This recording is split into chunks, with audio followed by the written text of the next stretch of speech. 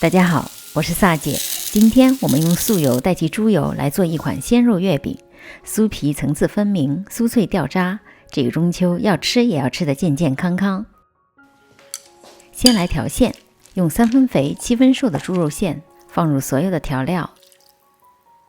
如果不喜欢肉馅太深色，可以少加一点老抽。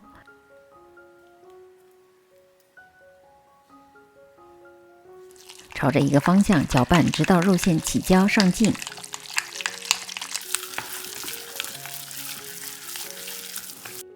接着加入榨菜末、葱末、淀粉和盐。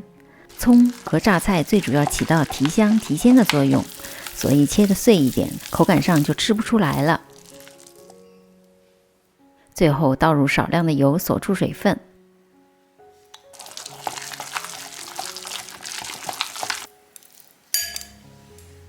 把肉馅分成16份，每份大约25克，放在冰箱冷冻大约1个小时，变硬一点，方便包馅。先来做油皮，面粉中加入糖和盐，先混合一下，一边倒入水，一边搅拌。由于面团的吸水性都不一样，这个面团可以做得稍微软一点，方便容易包馅。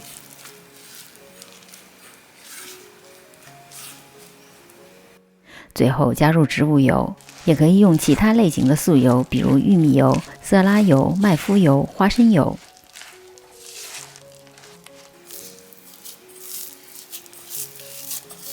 手揉成团，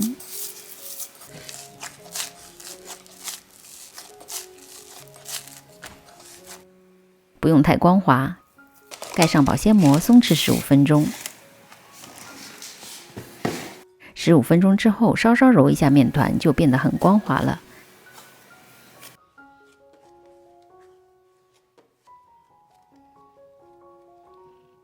继续松弛30分钟。接着来做油酥的部分，把油先加热到100度左右，倒入面粉里，搅拌成团。用汤面法做出的油酥，起酥的效果更好一点。把油酥面团碾压几下，让烫油和面粉混合得更加的均匀。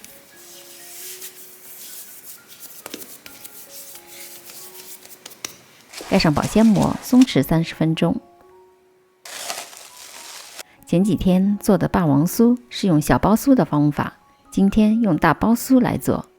先把油皮和油酥都分成2等份，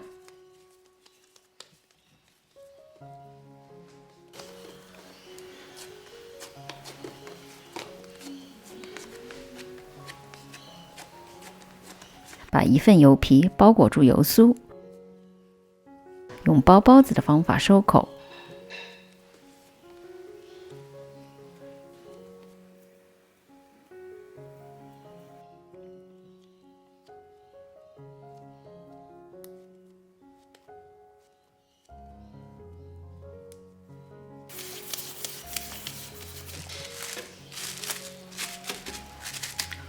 撒点面粉，收口朝上，擀平进行3折。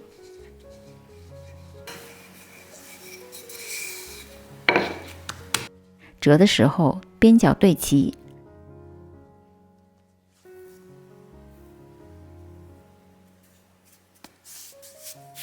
然后顺着面团这个方向擀开。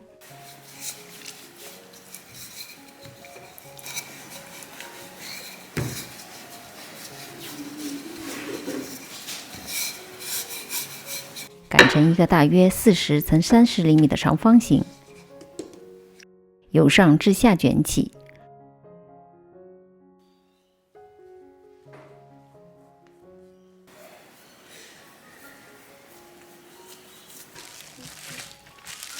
全程务必盖上保鲜膜，以免表皮变干，醒发15分钟。将2份面团切割成一共16等份，每份大约35克左右。撒点面粉，取1份酥皮面团，分口朝上，两头向中间对折，